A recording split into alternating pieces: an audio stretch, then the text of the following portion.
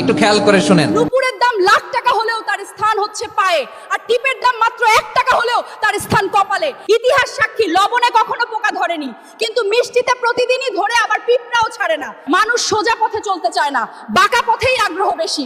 তাই তো মদ বিক্রেতাকে কোথাও যেতে হয় না, কিন্তু দুধওয়ালাকে বাজারে দাঁড়ে দাঁড়ে ঘুরতে হয়। আমরা সর্বদা দুধ বিক্রেতাকে বলে থাকি, দুধে জল মিশাননি তো? আর মানুষ মদে জল মিশে খায়। আজ পর্যন্ত মানুষকে এতটুকুই চিনলাম।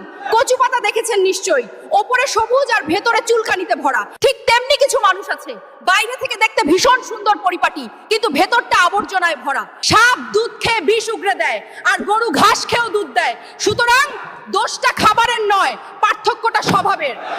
নিজের যোগ্যতা নিয়ে কখনো অহংকার করবেন না। মনে রাখবেন, পাথর কিন্তু নিজের ওজনের জন্য জলে ডুবে যায়। কি আজব দুনিয়া জানেন?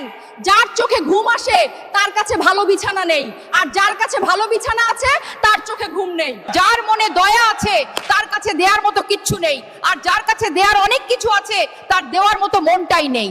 এটাই বাস্তবতা।